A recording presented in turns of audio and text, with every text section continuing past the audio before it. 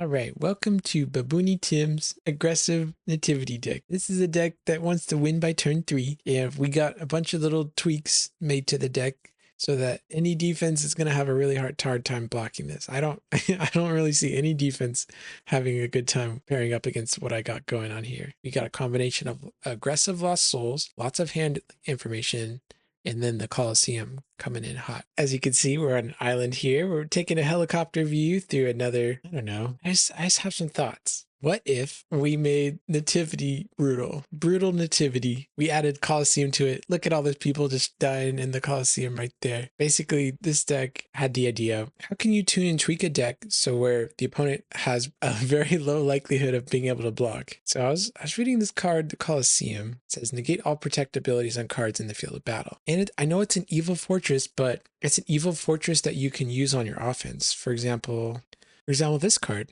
is very, very good and very popular. I'm expecting to see it a lot. And so if you have a Coliseum out and you have the Woman of Thebes trying to block, the Coliseum is going to negate the Woman of Thebes. So if you put the Coliseum down and you push with your heroes, that's going to make it really likely that you can break through any Woman of Thebes shenanigans. Or we've seen cards like Contagious Fear that can protect Lost Souls from rescue. Not only do these cards exist in Gold Brigade, there's also cards like Uzza, protect Lost Souls from rescue, and Firefoxes and all that. And in the past, this has kind of been a weakness of Nativity, these kind of lost souls, these kind of evil characters that can come and protect lost souls from rescue.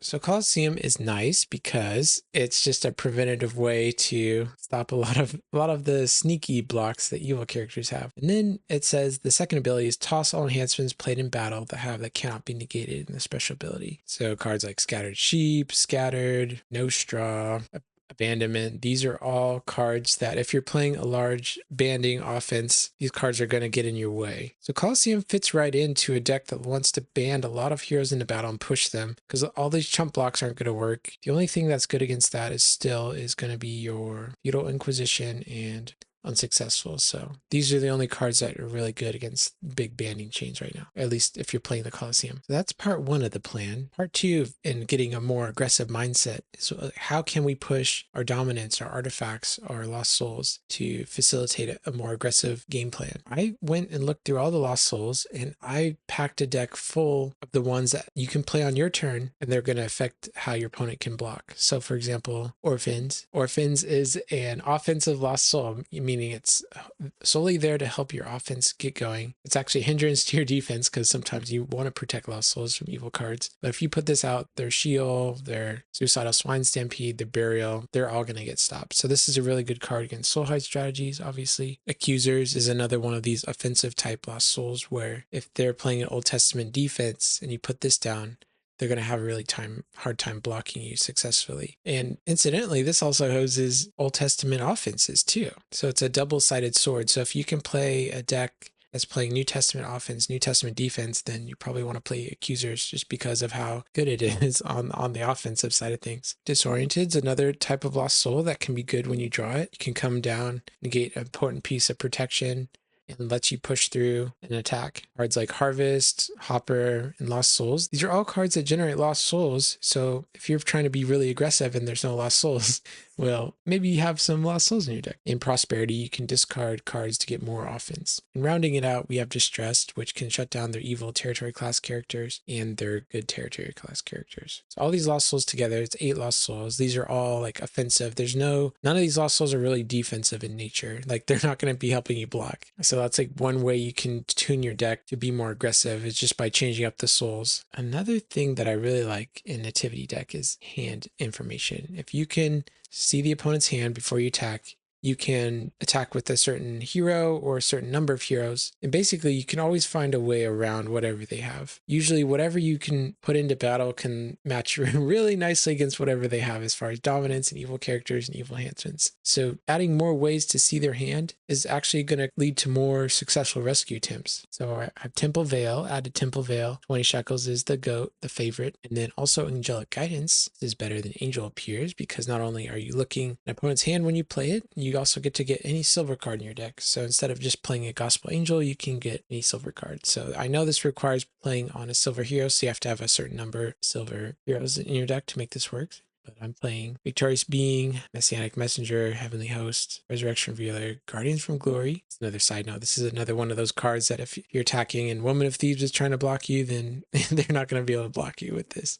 And Gabriel. So basically right now we're just making it really hard for any defenses to block. We get looking at their hand, we're negating their Old Testament blocks, we're protecting lost souls from rescue, tossing cards with cannot be negated in them. We can activate the cross, and yeah, it's going to toss all enhancements with negated, so all those scattered type cards that are annoying for your banding. It's also going to restrict dominance, so they're trying to play evil. If you look at their hand and you see that they have a bunch of evil dominance in their hand, you can activate the cross, or if you see that they have a Grapes of Wrath that they're trying to blow you out with, and you can also activate the cross before you attack. And then we have Golgotha. Golgotha is typically a defensive card, but what you can do is you can play Lost Child Found, which you can bounce Golgotha to your hand, and you can play it back down and grab this card out of your reserve. So if they have a bunch of hand protection, like fortresses in play that are protecting their hand, you can bounce your Golgotha, and assuming you have Unity on the Gospel Evil characters, you can get this out of your reserve and play it down and turn off their protection, and then put your artifacts and look at their hand and then get the rescue. So it's like just another way to be aggressive with your traditionally defensive cards. Aside from that, we have Mary, which is the MVP of the deck. He's a very great card. If you pair 20 shekels, she just chips away your opponent's resources every turn and accumulates a resource for you. And when you combine this with Herod's Temple, she can pretty much win any 1v1 because of how strong her tossing ability is. She always gets initiative, and she always has enough power to toss you down. So if anyone wants to try and fight you with a single evil character, you can just ignore all their evil enhancements and with the Mary. Or if you want to go big, you can go Joseph banded to Mary. You can do Magi banded to Joseph banded to Mary. You get the picture. Nativity has so many CBN banding. So we have Joseph, Magi, Gabriel, and then as cannot be interrupted, Messianic Messenger. And if they kill your Mary, well, we have a good backup plan in Zechariah. He's pretty good. Attack him. Attack with him. Prevent the next draw some cards. And if opponent lets us, we can play Glory on him. Speaking of dominance, we're going to have the Nativity, Son of God, Second Coming, 3 Woes, Resurrection, Star Bethlehem. And we're trying out Crowd's Choice. Crowd's Choice lets us get any card we want from our offense or defense. I'm trying it out. I could see put an Angel of the Lord in here as being super aggressive. But overall, this increases the consistency of our deck and gives us a little bit of adaptability depending upon what the game's going like. If, say, you need an ability to look at your hand, or you need to bounce something, or you need to grab a card out of your reserve, or you need a defensive character right now, Crowd's Choice is super flexible. I'm still on the fence about this slot. Okay, so if we're playing Coliseum, what does that mean? We can't play my favorite evil enhancements, the scattered ones, the cannot be negated cards that are good against lots of heroes. We can't play those because that's like, or if we did play them, it'd be really inconsistent. We'd really confuse defense, right? And we can't play cards that say protect lost souls from rescue on them. So what does that leave us? Well, I believe there's only 2 good defenses with these parameters. One is Gray, the other is Herod's. So Herod still has access to Feudal Inquisition, which is great, and they don't need a lot of help from anything else. So if you just have your Herod's Temple out and then you block with this guy, his protect abilities cannot be prevented, so Coliseum's not going to be able to negate it. So he's going to be protected, and there's going to be a toss battle. Same with Herod Archelaus or Emperor Claudius. And you can have your Deceiver to go grab him, or Herod's Guard. And I like Herodias, but not necessarily as a defensive card. She's a defensive character that can also help out your offense. So there's like a whole theme here. So the Deceiver is played in almost every deck, right? And there's a lot of really great characters in the reserve. So if you put your Herodias down, your opponent has a Deceiver in their hand, they can only go to their main deck now. They can't access their sweet, strong cards in their reserve. So she helps your attacks get way better too. And rounding out the defense, we got Herod the Great, Herod Antipas. And so Herod Antipas is kind of cool.